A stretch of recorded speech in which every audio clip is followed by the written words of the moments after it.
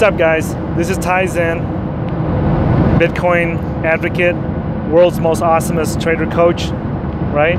If I could throw up a sign for Bitcoin right now, I'd do it.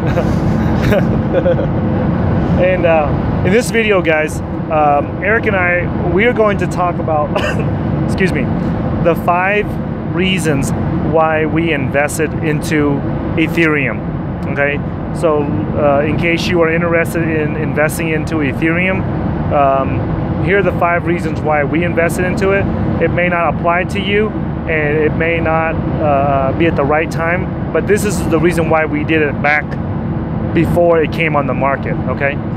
So, reason number 1, okay, was that out of all the Bitcoin 2.0s that came out, and Bitcoin 2.0 means that it's all the cryptocurrencies that came out after Bitcoin, all right?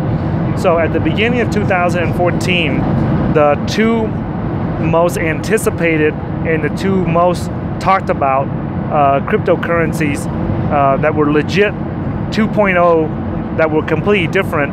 And we're not talking about like Litecoin or Dogecoin or any of those where they just took the Bitcoin software and copied it and just gave it a different name. They changed a few parameters like how fast it gets processed or something, and then they just changed the name of it. They changed one feature of it, and then they changed the name of it. We're talking about a cryptocurrency that is completely different, starts from scratch, and it has nothing that is similar to Bitcoin other than the blockchain or the public ledger technology or the concept of a public ledger, okay?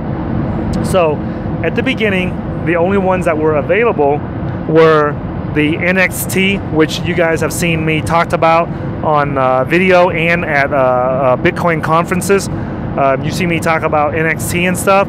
So I invested into that, and I also invested into Ethereum because it was also the only other cryptocurrency that was different from Bitcoin.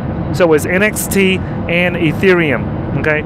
Then I went to the Texas Bitcoin conference, and I met Vitalik and them guys, all right? So, you know, I learned more about it. So that really reinforced that it was really, the software was very different from all the other cryptocurrencies that were considered alternative coins, or sometimes you guys hear it called as altcoins, all right? So that was the first reason, was that it was completely new cryptocurrency. The second reason that I chose and that we chose to invest into Ethereum was the fact that Goldman Sachs former traders were involved. Now, you guys know that Eric and I believe in taking power away from the 1% on Wall Street and bringing it back to the general public like us, the people on Main Street, okay? Who better qualified than an inside man? Exactly. Whenever you want to beat the man at his own game, the best way to do it is to have an insider who knows their game and bring them on your side.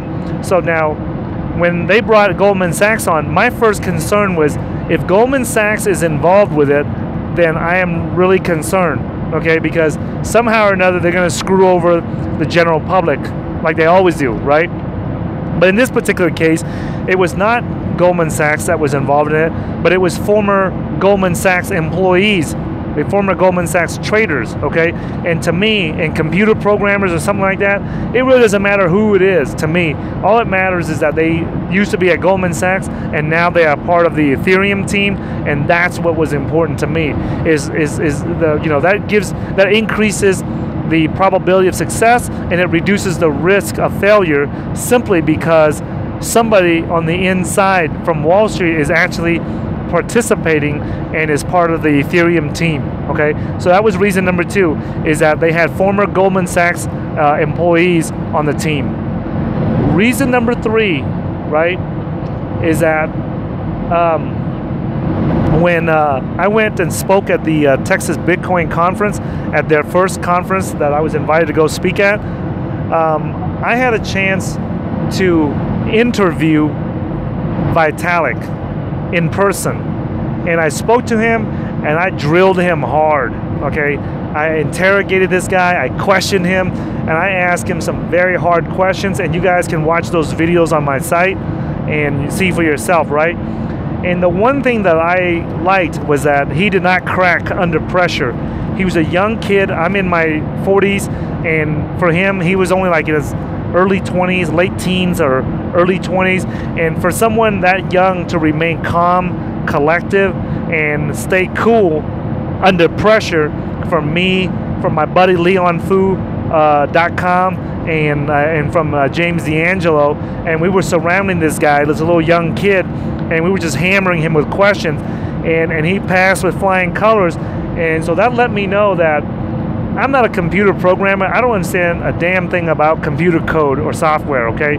But what I do understand is this: if somebody is that smart and that genius about computer coding and software and stuff like that, and they don't crack under pressure, then that lets me know that no matter what happens, he is going to continue. Okay? Not only that, the questions that he answered, yeah, and the way that he passed your tests, yeah, it wasn't like a sales guy. Yeah. A sales guy can BS his way through stuff. And yeah. And you kind of trust him, but you don't get any answers. This guy was giving you solid answers. Yeah. Everything that he had to throw at him, they had already considered it. They had already gone over that, what if, and they had already made fail safes. Whatever the deal is, they had already had solutions to everything that Ty was trying to bring up. Yeah, so I was not investing in the Ethereum software. I was investing more in the individuals behind it.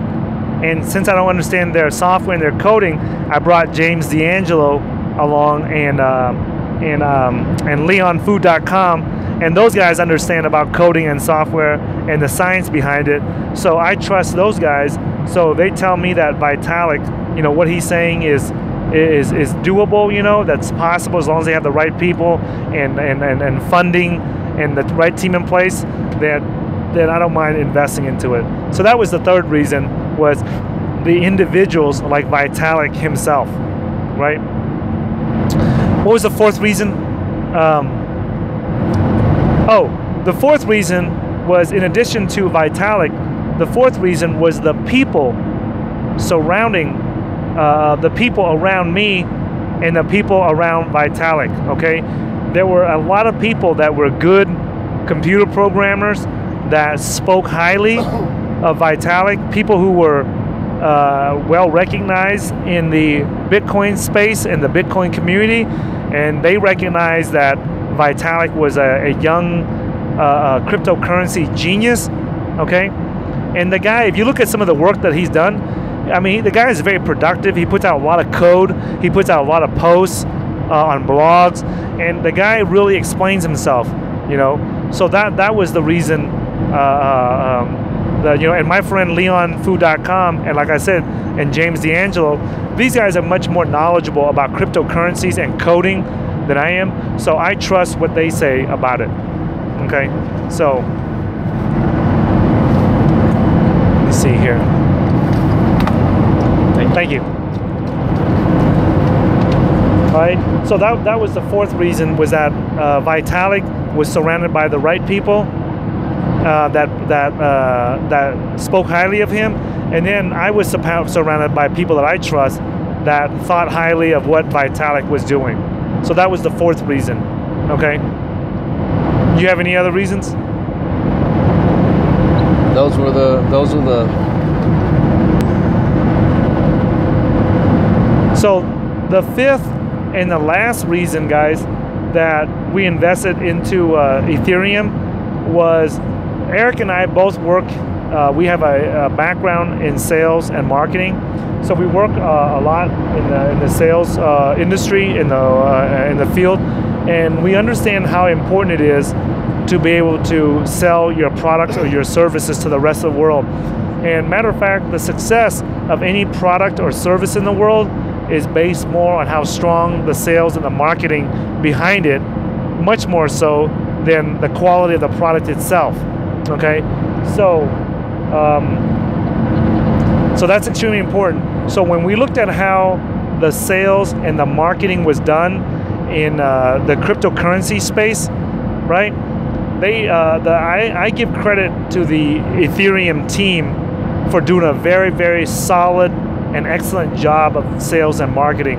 For example, they feed into the public's belief of a genius that would come up with a new cryptocurrency. So they put this, nerdy, geeky looking guy, Vitalik, on stage, and it's a young guy, he's a computer guy, and it's very obvious he looks nerdy and he looks very technical and very geeky, and that's what the public wants, and that's what the Ethereum team did. They could have easily had other people on stage talking about their Ethereum project, but instead they put this geeky guy up there so that it appeals to the public of what they want to see when somebody comes out with a new cryptocurrency. The other thing they did was they hyped up the fact that they had Goldman Sachs employees, former Goldman Sachs employees involved in the project. So they really know how to hype it up, and they were going around to different Bitcoin conferences around the world and speaking of Ethereum and showing their face, showing to the public what they were doing. Literally like a campaign or like a band going on tour. Yeah. They went and hit up all the hot spots and made sure that their faces were seen. And this is actually a big one for me, because I've got a pet peeve with when I started becoming interested in some of these other alt currencies, these other cryptocurrencies. They didn't have any kind of marketing. They didn't have anything going on. They didn't have a public figure that you can relate to. There was nothing that I could go and look up. All I did is I'd go on the internet, and you find a bunch of like technical crap that nobody understands unless you're a programmer, which I'm not.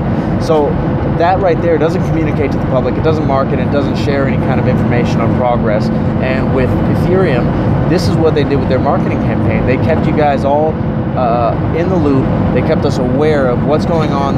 These are our plans. This is around the area that we're at. This is what we're doing, and they kept in the public limelight. So their marketing and their communication with the public, to me, was kind of a big deal, saying, hey, you know what?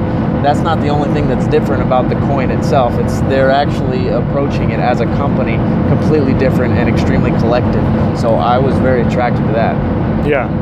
And so that's extremely important, guys, because no matter how good the cryptocurrency is going to be, if they don't have a solid marketing and sales team or a marketing or sales effort behind it, then the chances of it succeeding are very, very low. So hopefully this video, guys, will help you guys make the right decision whether or not you want to invest in Ethereum or not. Please do your own due diligence and learn why you should invest into it or not. But those are the 5 main reasons that Eric, myself, and my other friends used to make that determination whether or not we were going to why we invested into Ethereum in the first place. If you guys like this video and about us talking about and sharing with you guys ideas and strategies on how we invest into Bitcoin and other cryptocurrencies, take a moment, guys, and subscribe to our channel so we can know that people are interested, and give us a thumbs up on this video. If you guys don't like it, give it a thumbs down. It's not going to hurt our feelings, but it sure does help us know whether we should continue making these videos or not. And if you guys have any friends or family that want to learn more about trading and investing in Bitcoin and cryptocurrencies, make sure that you guys share this video with them. And we once in a while we often have live webinars, YouTube events, and Google Hangout events to talk more about trading and investing in Bitcoin and other cryptocurrencies. And if you guys are interested, please look at the information below this video and make sure you subscribe to our newsletters and leave your name and email, and we'll notify you when we have the live events. Thanks for watching this video, guys, and we'll catch you guys in a future video.